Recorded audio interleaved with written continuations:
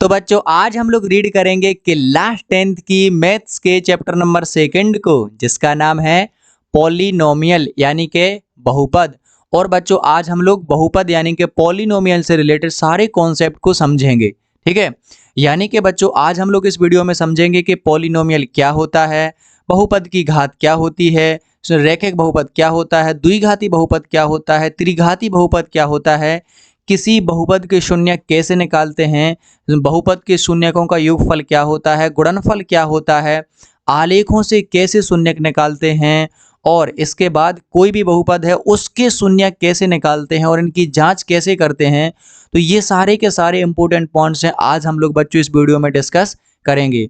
तो आज का ये वीडियो बहुत ही खास है, जिसकी बच्चों आपको तलाश है ना, क्योंकि इसमें सारे के सारे कॉन्सेप्ट को आज हम लोग बेहतरीन तरीके से समझेंगे। और जैसा कि बच्चों आप लोग जानते हैं कि यदि कोई भी बैटल है, कोई भी युद्ध है, यदि हम लोगों को उसको जीतना है, उसको विजयी करना है, तो हमें सबसे पहले उसके लिए तैयार होना पड़ता है कि हमें किस किस की इसमें ज़रूरत पड़ेगी, कौन कौन से हथियारों की ज़रूरत पड़ेगी। ठीक है, ठीक उसी प्रकार यदि हमें किसी चैप्टर्स के क्वेश्चंस को सॉल्व करना है, तो हमें ये ज़रूरत होती है कि हमें उसमें समझना होता है कि हमें इसमें किस किस टाइप के क्वेश्चंस को सॉल्व करना है और कौन कौन से फॉर्मूले इसमें यूज होंगे। ठीक है, और यदि बच्चों ये हम लोगों ने समझ लिया तो उस चैप्टर के क्वेश्चन हैं बिल्कुल हम लोग धुआं धुआं कर देते हैं, यानी कि हर एक क्वेश्चन को बहुत ही अच्छे तरीके से सॉल्व कर लेते हैं। तो यदि बच्चों आप लोग ये वीडियो देख लेते हैं तो चैप्टर नंबर 2 बहुत ही प्यारा आप लोगों पर बनने लगेगा, यानी कि पॉलिनोमियल ये बिल्कुल ईजी हो जाएगा आपके लिए। ठीक है, और बच्चों इसको सॉल्व करने से पहले यानी कि इम्पोर्टेंट पॉइंट्स को समझने से पहले यदि बच्चों आप लोगों ने इसके चैप्टर नंबर 1 को रीड नहीं किया है, उसके सवालों को नहीं लगाया है, तो उनका लिंक इस वीडियो के डिस्क्रिप्शन में दिया गया है, आप लोग उसको भी तैयार कर लीजिए। और यदि बच्चों आप लोगों ने रियल नंबर वास्तविक संख्या चैप्टर नंबर 1 को लगा लिया है तो बहुत बढ़िया बच्चों बात। अब हम लोग लगाते हैं चैप्टर नंबर 2 को, लेकिन सबसे पहले हम लोग समझेंगे बच्चों इसका कॉन्सेप्ट। तो कॉन्सेप्ट में सबसे पहला पॉइंट है बच्चों हमारा यहाँ पर इम्पोर्टेंट्स पॉइंट में सबसे पहला पॉइंट है बच्चों हमारा बहुपद। ठीक है, तो बहुपद ये बच्चों आप लोग ना बहुपद है इसको पॉलिनोमियल बोलते हैं इंग्लिश में। तो बच्चों आप लोग पॉलिनोमियल को बहुपद को थोड़ा सा क्लास 9th में बहुत ही अच्छे तरीके से समझ के आए होंगे। तो यहाँ पर ये जो बहुपद से रिलेटेड कुछ इंपॉर्टेंट टर्म्स हैं, मैं इनको केवल आप लोगों के लिए रिकैप कर रहा हूँ, यानी कि क्लास 9 से आप लोग जानते तो हैं ही, बस थोड़ा सा आपको याद करवा रहा हूँ। ठीक है, तो एक बहुपद क्या होता है, तो बच्चों कोई भी एक्सप्रेशन, कोई भी व्यंजक जिसकी जो पावर होती है यदि वो धनात्मक पूर्णांक है, पॉजिटिव इंटीजर है, तो उसको बहुपद कहते हैं। जैसे जैसे यदि मैंने बच्चों यहाँ पर लिख दिया 2x का स्क्वायर प्लस के 2, तो ये हमारा बच्चों एक बहुपद हो जाएगा। ठीक है, क्योंकि इसकी जो पावर है वो पॉजिटिव इंटीजर है। और यदि मैंने लिख दिया बच्चों 5x, तो ये भी बच्चों बहुपद है। ठीक है, और यदि मैंने लिख लिया बच्चों 3, तो ये भी बच्चों बहुपद है, लेकिन ये अचर बहुपद है। ठीक है, तो कोई भी बहुपद वह कहलाता है, या कोई भी व्यंजक जिसकी जो पावर होती है वो पॉजिटिव इंटीजर होती है, तो उसको हम लोग बहुपद कहते हैं। ठीक है, और ये रूट में भी हो सकते हैं, जैसे मैंने लिखा कि 2√2 और बाहर होगा बच्चों x का स्क्वायर प्लस के 3x, तो ये बच्चों बहुपद होगा। लेकिन यदि बच्चों ऐसा आ जाए कि अंडर रूट में क्या आ जाए x और प्लस के 2, तो ये वाला हमारा बहुपद नहीं होगा, क्योंकि जो यहाँ पर जो आचर की जो पावर है वो हमारी पॉजिटिव इंटीजर नहीं है। क्योंकि आपको पता है कि अंडर रूट का मान यहाँ पर कितना होता है 1/2। जैसे यहाँ पर ये x की पावर 1/, अंडर रूट में x है, तो इसका मतलब हो जाएगा कि x की पावर 1/2, तो ये हमारा बहुपद नहीं होगा। ठीक है, तो बहुपद बच्चों क्या होगा, कोई भी एक्सप्रेशन है, कोई भी व्यंजक है, यदि उसकी पावर है वो पॉजिटिव इंटीजर है, यानी कि धनात्मक पूर्णांक है, तो वह हमारा बहुपद कहलाता है। ठीक है, तो अब देखते हैं हमारा नेक्स्ट पॉइंट कौन सा है बच्चों। तो हमारा नेक्स्ट पॉइंट है बच्चों बहुपद की घात। तो ये तो बच्चों आप लोगों को आता ही होगी, डिग्री ऑफ द पॉलिनोमियल। तो जो हाईएस्ट पावर ऑफ पॉलिनोमियल होती है उसी को बच्चों बहुपद की घात कहते हैं, यानी कि सबसे बड़ी बहुपद की घात को बहुपद की घात कहते हैं। जैसे बच्चों मैं दिए एग्जाम्पल के थ्रू आप लोगों को समझाऊं, जैसे मैंने लिखा 5x का 3 प्लस के 2x का स्क्वायर प्लस के 3x प्लस का 1। यदि आपसे कहे कि यदि आपसे पूछे कि इसकी बहुपद की पावर बताइए, तो इसकी जो बहुपद की घात हो जाएगी, जो बच्चों पावर हो जाएगी, वो होगी बच्चों कितनी 3, क्योंकि बच्चों यहाँ पर इस पॉलिनोमियल की, इस बहुपद की जो हाईएस्ट पावर है, जो सबसे बड़ी घात है, वो 3 है, इसलिए इस बहुपद की घात कितनी हो जाएगी? 3। ठीक है। और जैसे यदि मैं एक और एग्जाम्पल लूँ, जैसे मैंने लिखा 3x की पावर 5 प्लस के 4x। अब यदि मैंने कहा कि इसकी पावर बताओ, तो इसकी पावर कितनी हो जाएगी? 5। ठीक है। अब यदि मैंने कहा बच्चों के 3x का स्क्वायर प्लस के 7x की पावर 5 माइनस के 2x की पावर 10, यदि मैं कहूँ कि इस बहुपद की पावर बताओ, तो आप लोग बता दोगे बच्चों के इस बहुपद की जो घात है वो कितनी है? 10। ठीक है। तो वो कहीं भी लिखी हो बहुपद में, आगे पीछे कहीं भी, लेकिन अपन लोगों को देखना है कि किसी बहुपद की जो सबसे बड़ी घात होती है वही बहुपद की घात होती है। ठीक है। जो बहुपद की सबसे बड़ी घात होती है वही बहुपद की घात कहलाती है। ठीक है। चलिए देखते हैं नेक्स्ट पॉइंट को। और मैं थोड़ा सा फास्ट इसलिए बता रहा हूं बच्चों, क्योंकि आप लोग ये क्लास 9th में बहुत ही अच्छे तरीके से रीड करके आए हो, तो मैं थोड़ा सा आप लोगों को बस रिकैप ही करवा रहा हूँ। ठीक है। आपकी शक्तियां याद दिलवा रहा हूँ, आपको आते तो हैं बच्चों, है ना। चलिए देखते हैं नेक्स्ट पॉइंट। तो नेक्स्ट पॉइंट में है बच्चों हमारा रैखिक बहुपद। तो ये तो बच्चों आपको आता ही है लीनियर पॉलिनोमियल। तो बच्चों वह बहुपद जिसकी जो हाईएस्ट पावर है वो 1 होती है, उसको रैखिक बहुपद यानी कि लीनियर पॉलिनोमियल कहते हैं। जिसकी अधिकतम घात कितनी होती है बच्चों? 1, या घात 1 वाले बहुपद को रैखिक बहुपद कहते हैं। जैसे कि मैंने लिखा बच्चों 3x प्लस के 5, तो ये बच्चों हमारा रैखिक बहुपद है, क्योंकि इसकी जो हाईएस्ट पावर है वो कितनी है? 1 है। ठीक है। और जैसे यदि मैंने लिखा बच्चों 3x प्लस के 5y प्लस के 2z, तो ये भी बच्चों क्या है? एक रैखिक बहुपद है, क्योंकि इसकी पावर कितनी है? 1 है ना। हाईएस्ट पावर कितनी है? 1। जहां पर कोई पावर नहीं होती वहां पर 1 मानते हैं, इसलिए इसकी पावर कितनी है बच्चों? 1। ठीक है। तो ये हो जाएगा हमारा रैखिक बहुपद। और यहाँ पर यदि मैं एक और लिखूं, जैसे मैंने लिखा 5x प्लस के 2, ठीक है, तो ये भी हमारा क्या हो जाएगा? रैखिक बहुपद। अब इसमें x या y कुछ भी हो सकता है। जैसे मैंने लिखा 2z, अरे ये कैसे 2 बन रहे हैं? जैसे मैंने लिखा बच्चों 2z, तो यहाँ पर बच्चों ये भी क्या होगा? एक रैखिक बहुपद होगा। या इसके साथ मैं y लिख दूं तो ये सारे के सारे क्या हो जाएंगे बच्चों? रैखिक बहुपद। ठीक है। तो यहाँ पर रैखिक बहुपद को बच्चों आप लोग बहुत ही प्यारे तरीके से समझ चुके हैं। ठीक है। तो अब हम लोग समझते हैं बच्चों नेक्स्ट। तो नेक्स्ट है हमारा, क्या बच्चों समझ गए ना? ठीक है। तो एक बार फिर मैं बताता हूँ, वह बहुपद जिसकी अधिकतम घात 1 होती है या घात 1 वाले बहुपद को रैखिक बहुपद कहते हैं। ठीक है। ये उसके सारे एग्जाम्पल हैं। दूसरा है द्विघाती। अब ये तो बच्चों नाम से स्पष्ट है, जिसकी घात 2 होती है, अधिकतम घात 2 होती है, उसे द्विघाती बहुपद या क्वाड्रेटिक पॉलिनोमियल बोलते हैं। ठीक है। जैसे यदि मैं बात करूं, जैसे मैंने लिखा 2x का स्क्वायर प्लस के 3x प्लस के 2, तो ये बच्चों इसकी हाईएस्ट पावर 2 है, इसलिए द्विघाती बहुपद होगा। सबसे बड़ी घात कितनी होने चाहिए? 2। जैसे मैंने लिखा 5y का स्क्वायर प्लस के 3z माइनस के 5, तो यहाँ पर ये जो है हाईएस्ट पावर 2 है, इसलिए द्विघाती बहुपद हो गया। ठीक है। चलिए देखते हैं नेक्स्ट। तो हमारा नेक्स्ट इंपॉर्टेंट पॉइंट है बच्चों त्रिघाती। ये भी बच्चों आप लोग उसी प्रकार समझ ही गए होंगे। अब त्रिघाती मतलब बच्चों क्या? घात 3 वाले बहुपद को त्रिघाती बहुपद बोलते हैं। ठीक है। जिसकी भी पावर 3 होती है उसे त्रिघाती बहुपद कहते हैं। ठीक है। जैसे मैंने लिखा यहाँ पर 5x की पावर 3 माइनस के 2x का स्क्वायर प्लस के 3x प्लस के 5, तो यहाँ पर देखेंगे बच्चों इसकी हाईएस्ट पावर 3 है, इसलिए त्रिघाती बहुपद होगा। और यदि मैं लिखूँ जैसे बच्चों मैंने लिखा 9 माइनस के 9x की पावर 3, तो ये भी त्रिघाती बहुपद होगा, लेकिन एक पद वाला त्रिघाती बहुपद होगा। ठीक है। और यदि इसमें मैं 2 जोड़ दूं तो ये 2 पद वाला त्रिघाती बहुपद होगा। ठीक है। और यदि लिखे हैं इसके एग्जाम्पल, तो बहुत सारे एग्जाम्पल्स हैं, बस अपन को हाईएस्ट पावर कितनी लिख देना है? 3। तो मैंने लिखा बच्चों 9z का स्क्वायर प्लस के 2x प्लस के y, तो ये हमारे हाईएस्ट पावर यहाँ पर बच्चों हमें कितनी लिखनी पड़ेगी? 3। तो जिसकी हाईएस्ट पावर 3 होती है या घात 3 वाले बहुपद को त्रिघाती बहुपद कहते हैं। ठीक है। तो आप लोग समझ गए हैं। चलिए देखते हैं नेक्स्ट हमारा पॉइंट कौन सा है बच्चों। तो नेक्स्ट हमारा इंपॉर्टेंट पॉइंट है बच्चों आलेखों की शून्यक। तो जो अभी तक मैंने जो पॉइंट बच्चों आप लोगों से डिस्कस किए हैं वो बच्चों यही पॉइंट थे कि शून्य क्या होते हैं, बहुपद की रैखिक बहुपद की घात क्या होती है, बहुपद द्विघाती त्रिघाती बहुपद कौन कौन से होते हैं।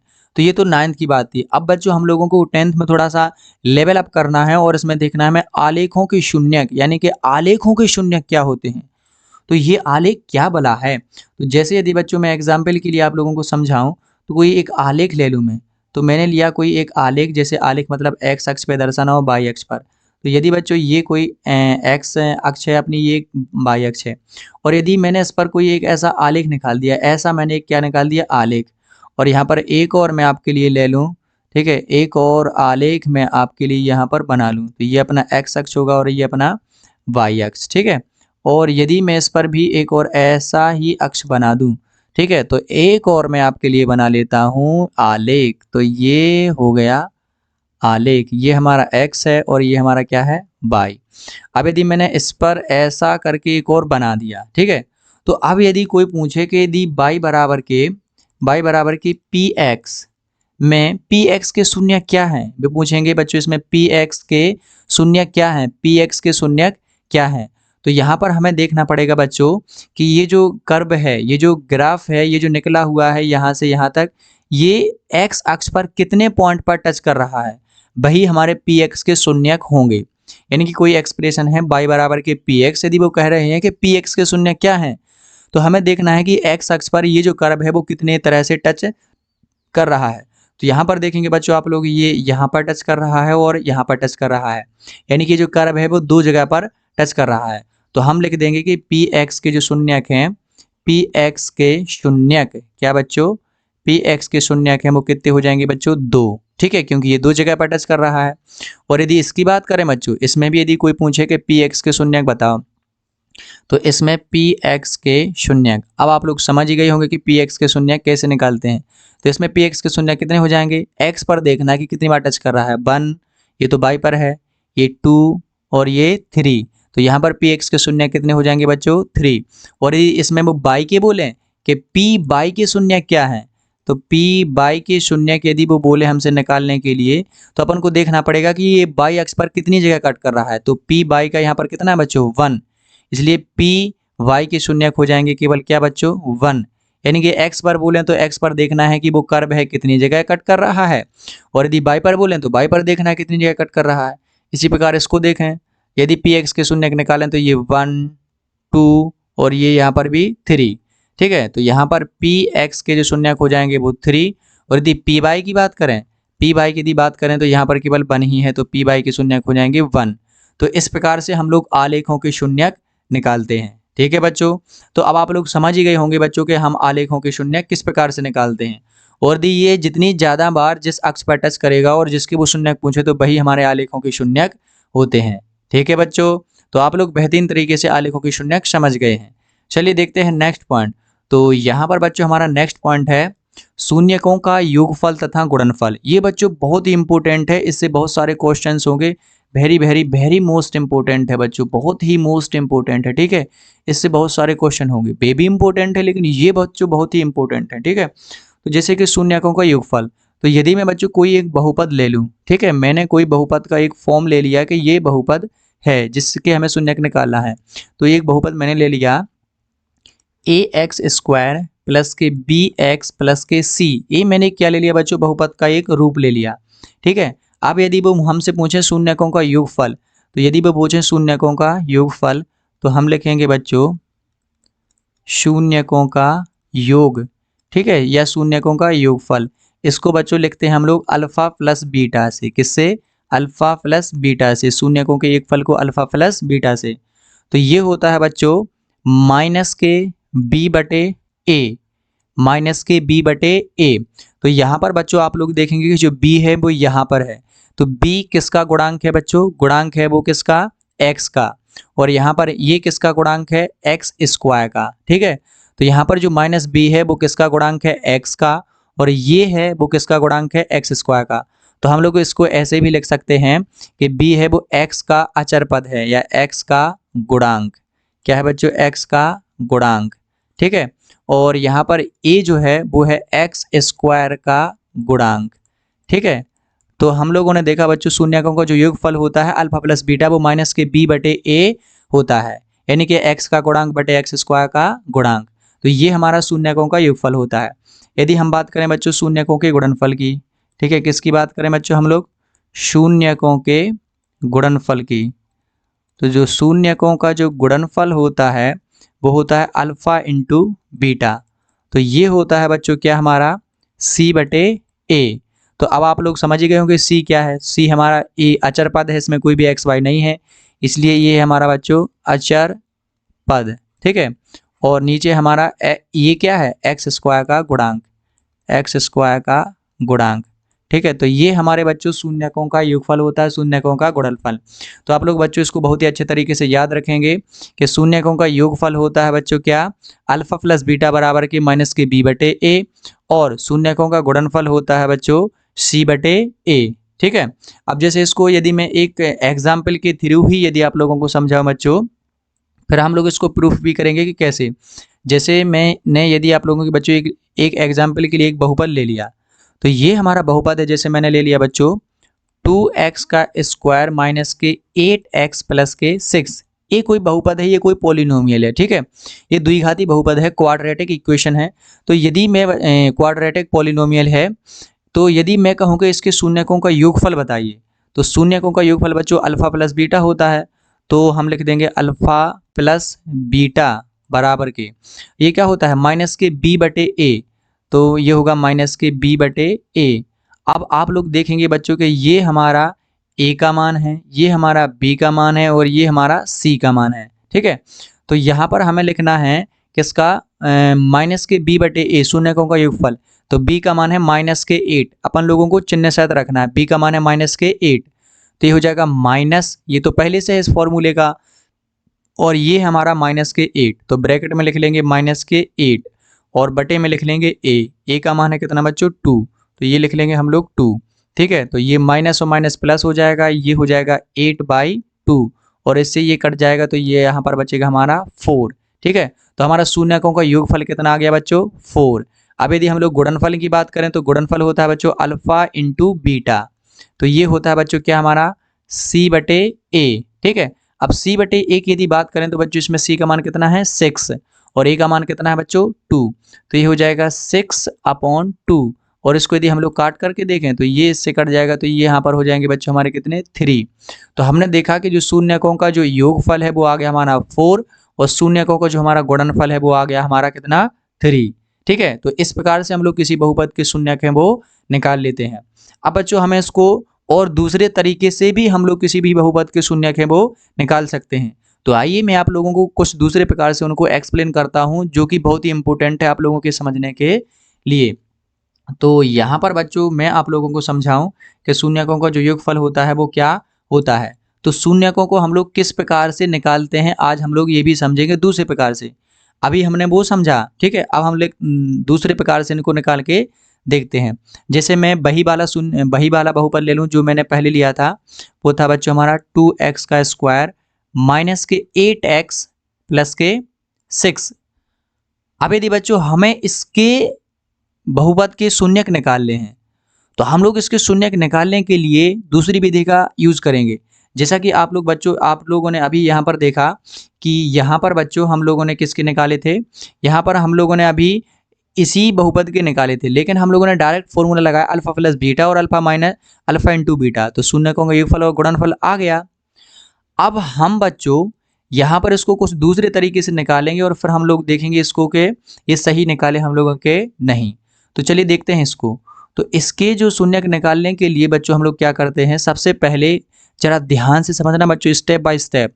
तो सबसे पहले हम लोग इसका और इसका गुणा करते हैं, यानी कि ये हमारा ये है, ये हमारा बी है। चलो इसको मैं दूसरे कलर से लिख लेता हूँ ताकि आप लोगों को बहुत अच्छे तरीके से क्लियर हो जाए, ठीक है।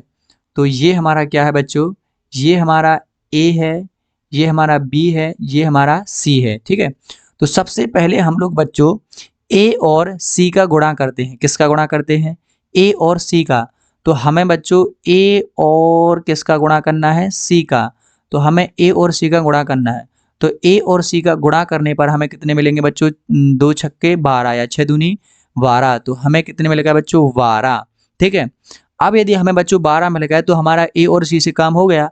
अब हमें देखना है इस बीच वाले नंबर को। तो बीच वाले नंबर को बच्चों हमें इस प्रकार से 2 भागों में तोड़ना है, 2 संख्याओं में तोड़ना है कि यदि हम लोग उनका गुणा कर दें तो आ जाए बच्चों प्लस के 12, और यदि उनको हम लोग जोड़ दें तो आ जाए माइनस के 8। हमें इस प्रकार से तोड़ना है। और हमें ये कैसे पता चला कि जोड़ना है, तो जो बच्चों इसका चिन्ह आएगा, जैसे प्लस के 12 आए हैं, प्लस के 12 आए हैं, तो हमें पता चला कि जोड़ना है। ठीक है, तो इस 8 को ऐसी दो संख्याओं में तोड़ना है कि उनको जोड़ दें तो आ जाए माइनस के 8, और यदि उनका गुणा कर दें तो आ जाए कितने बच्चों, 12। ऐसी दो संख्याओं में तोड़ना है। तो आप लोग समझ ही गए होंगे कि ये कौन कौन सी संख्याएं हैं। तो ये है माइनस के 6 और माइनस के 2। ठीक है, माइनस के 6 और माइनस के 2 को जोड़ दो तो माइनस के 8 हो जाएंगे, तो जोड़ने से 8 आ गए। और 6 और 2 का गुणा कर दो तो कितने हो जाएंगे, 12। और माइनस का गुणा क्या हो जाएगा, प्लस। ठीक है, सो ये हो जाएंगे हमारे 12। तो यानी कि हम -8x को इस प्रकार से तोड़ सकते हैं। ठीक है, अब चलिए हम इसको देख लेते हैं। तो आप लोग स्टेप समझ ही गए होंगे कि हमें क्या करना है। तो अब हम लोग इसको कर लेते हैं। ठीक है, तो इसको करने के लिए अब हम लोग क्या करेंगे बच्चों, जरा ध्यान से समझिएगा आप लोग।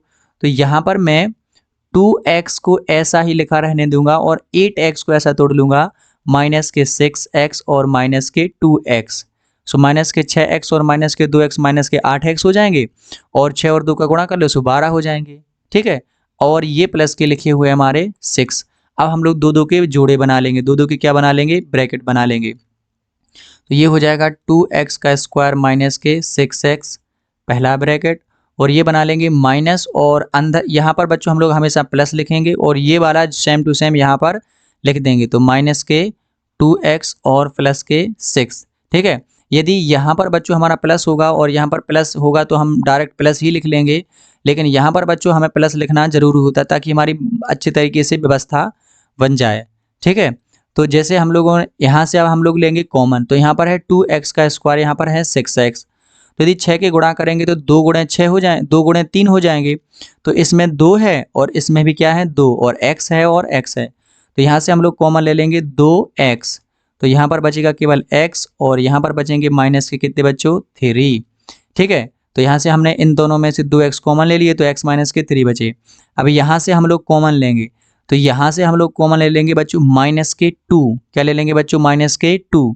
तो -2 यहाँ से ले लिया तो यहाँ पर बच जाएंगे कितने बच्चों, x, और यहाँ पर माइनस है नहीं है तो यहाँ पर हो जाएंगे बच्चों माइनस के 3।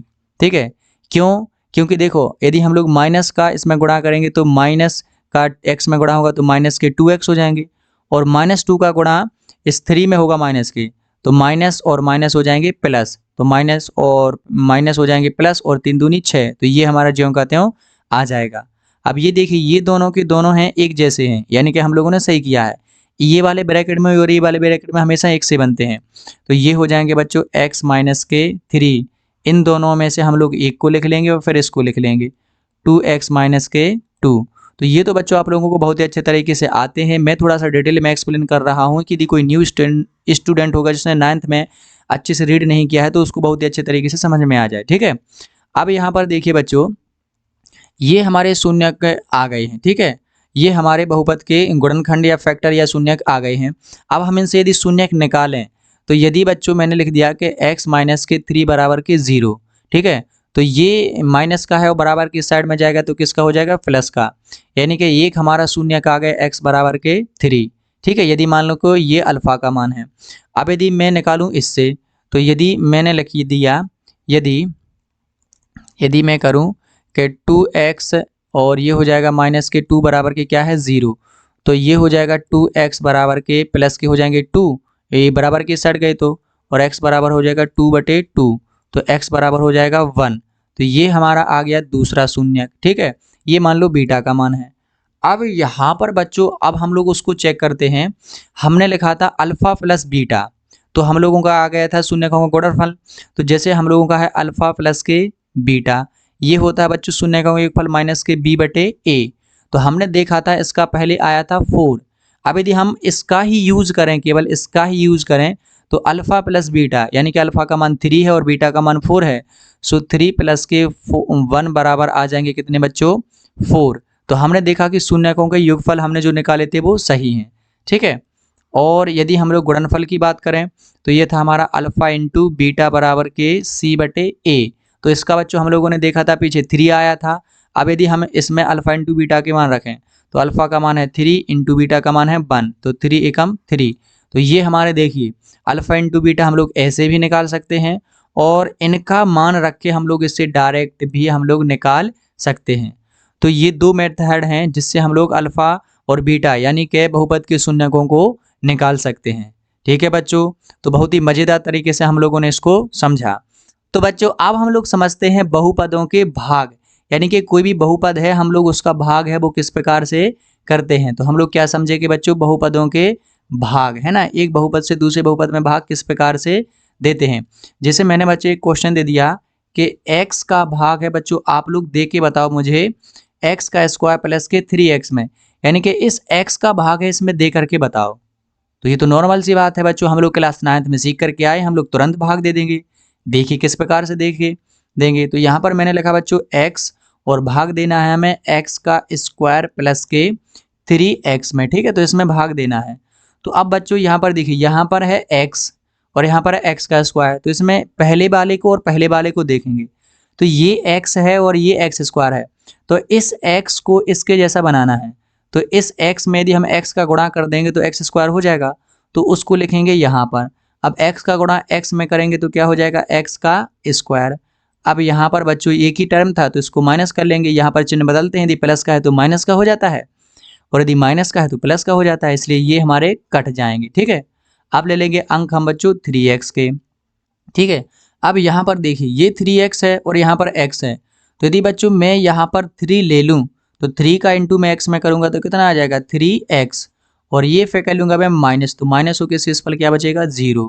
तो यहाँ पर बच्चों ये हमारा क्या आ गया शेषफल। ठीक है, रिमाइंडर आ गया, और ये हमारा आ गया बच्चों यहाँ पर भागफल। ठीक है, तो यहाँ पर बच्चों हम लोगों ने ये बहुपदों के भाग हैं वो इस प्रकार से करते हैं। अब यदि बच्चों मैं एक और भाग आपके लिए लेकर के बताऊं, थोड़ा सा लेंथी, यदि मैं कहूं कि बच्चों x + 2 का भाग है, आप लोग दे के बताओ मुझे किसमें बच्चों 2x का स्क्वायर प्लस के 3x प्लस के 1 में भाग दे करके बताओ। तो सीधी सी बात है, सबसे पहले बच्चों हम लोग इसको ऐसे ही लिखेंगे, x प्लस के 2 भाग लिख लेंगे 2x का स्क्वायर प्लस के 3x प्लस के 1। अब इसका भाग इसमें देंगे तो कुछ नहीं करना है बच्चों, इस पहले वाले को देखना है और इस पहले वाले को। तो यहाँ पर बच्चों आप लोग देख रहे हैं कि x है और यहाँ पर 2x का स्क्वायर है, तो हमें इस x को इसके जैसा बनाना है। तो हमें इसमें एक 2 चाहिए और एक x चाहिए, यानी कि हमें क्या चाहिए, एक 2 चाहिए और एक x चाहिए। तो अब 2x का गुणा यदि मैं इस x में कर दूं तो हमारे पास में क्या हो जाएगा 2x का स्क्वायर। ठीक है, तो इसके जैसा बन गया। अब इसका गुणा बच्चों हम लोगों ने इसमें तो कर लिया x में, अब हमें 2 में भी करना पड़ेगा।